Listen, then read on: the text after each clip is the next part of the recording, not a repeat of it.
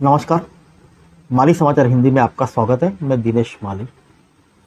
क्या रोटी पलटने में माहिर मराठा सरदार शरद पवार बचा पाएंगे राजनीति में साख? सामने खड़ी है बड़ी चुनौती। आइए जानते हैं विस्तार से। मराठा सरदार शरद पवार की 83 वर्ष की आयु में राजनीतिक साख दांव पर है। 2019 की तरह उनके भतीजे अजित पवार ने फिर उनकी साख को दांव पर लगाया है। शरद पवार वाईबी चौहान सेंटर में है और उनसे मिलने साथ छोड़कर गए प्रफुल्ल पटेल, छगन भुजबल, दिलीप वळसे पाटील और तटकरे पहुंचे। इस हलचल के बीच शिवसेना उद्धव ठाकरे के संजय राउत खामोश है। उद्धव ठाकरे भी 2019 में अजित पवार के शपथ ग्रहण के बाद वाली राजनीतिक सरगर्मी नहीं दिखा रहे हैं।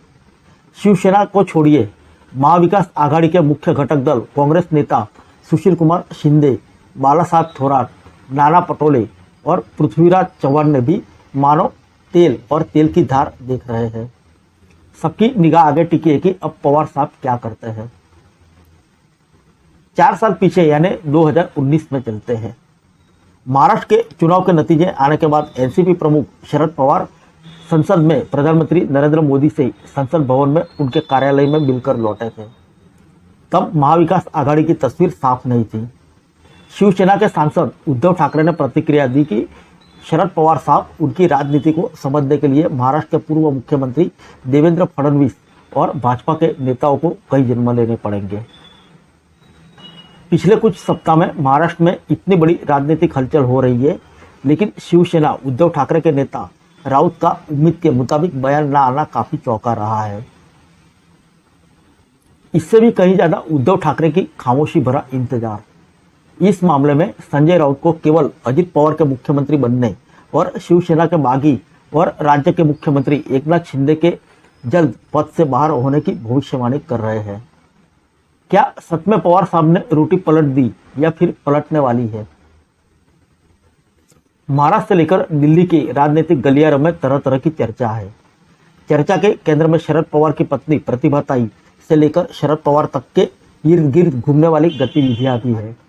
महाराष्ट्र में एनसीपी के एक बड़े नेता बातचीत में कहते हैं कि जो लोग शरद पवार को छोड़कर गए हैं उनके पैर के नीचे कोई जमीन नहीं है।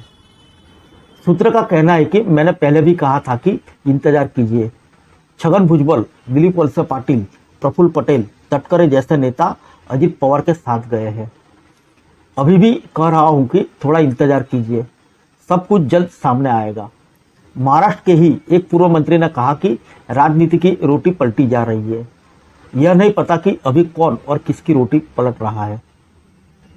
भाजपा के एक बड़े नेता जो महाराष्ट्र से है वह कहते हैं कि अनिश्चितता और रहस्य से भरी राजनीति करने वाले का नाम शरद पवार और पवार परिवार है। सूत्र का कहना है कि 1980 के दशक में शरद पवार मराठा राजनीति का केंद्र एक प्रमुख कारण बने थे। कांग्रेस ने उन्हें शिवसेना के संस्थापक और प्रमुख बालासाहेब ठाकरे को कमजोर करने के लिए आगे बढ़ाया था, लेकिन हुआ उल्टा। बालासाहेब ठाकरे राजनीति में मजबूत हो गए और शरद पवार ने भी अपनी राजनीति खड़ी कर दी।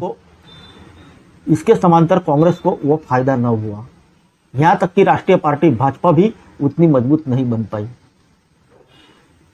वसंतदादा पाटिल ने 70 के दशक में शरद पवार पर पीठ में छुरा घोंपने का आरोप लगाया था। तब 12 विधायकों के साथ शरद पवार ने पाटिल का साथ छोड़ दिया था। 18 जुलाई 1978 को मुख्यमंत्री पद की शपथ ले ली थी। इसके बाद शरद पवार ने राजनीति के तमाम उतार चढ़ाव को देखा। 1999 में शरद पवार ने इटली मूल की सोनिया गांधी के मुद्दे पर कांग्रेस का साथ छोड़ा, एनसीपी बनाई। 2004 में उसी कांग्रेस अध्यक्ष सोनिया गांधी के समय में यूपीए में शामिल होकर केंद्र सरकार में कृषि मंत्री बने। 2019 में भी अजित पवार के देवेंद्र फडणवीस के साथ शपथ लेने का जब देवेंद्र फडणवीस ने ताना मारा और कहा कि अजित पवार शरद पवार से बात करके समर्थन देने और शपथ लेने आए, तो शरद पवार ने इसका खंडन नहीं किया। शरद पवार ने भी स्वीकार करते हुए इसे अपना राजनीतिक दांव बता दिया था। महाराष्ट्र के कई वरिष्ठ नेताओं से बातचीत में कोई खुलकर और विश्वास से कुछ कहने की स्थिति में नहीं है। अजित पवार को लेकर तमाम नेताओं का कहना है कि राजनीति में अजित पवार की कोई हैसियत नहीं है। वह जो भी है वह अपने चाचा शरद पवार द्वारा खड़े किए और 3 बार उप मुख्यमंत्री विधानसभा के विरोधी दल के नेता है। अनिल देशमुख भी कहते हैं कि प्रफुल्ल पटेल, छगन भुजबल जैसे तमाम नेताओं को शरद पवार ने ही आगे बढ़ाया है। माना यह जा रहा है कि शरद पवार के रोटी पलटने वाले बयान का पूरा अर्थ निकल रहा है। शरद पवार को किनारे रखना, सुप्रिया सुले और प्रफुल्ल पटेल को पार्टी का कार्यकारी अध्यक्ष बनाना इसका हिस्सा हो सकता है। एनसीपी के ही एक नेता के गले के नीचे कुछ चीजें नहीं उतर रही है। मसलन छगन भुजबल और प्रफुल्ल पटेल उनका साथ छोड़ दे और शरद पवार को भनक भी न लगे। शरद पवार की बेटी सांसद सुप्रिया सुले ने एनसीपी महाराष्ट्र के अध्यक्ष जयंत पाटिल को फोन किया, उन्हें वाईबी सेंटर पहुंचने के लिए कहा। सुप्रिया सुले ने अजित पवार के साथ गए नेताओं को भी सूचना दी। प्रफुल्ल पटेल, छगन भुजबल, दिलीप वळसे पाटिल, आदित्य तटकरे समेत सभी कतार में पहुंच गए। प्रफुल्ल पटेल ने बताया कि सभी ने शरद पवार के पैर पकड़ा, माफी मांगी, एनसीपी को एकजुट रखने का उपाय पूछा।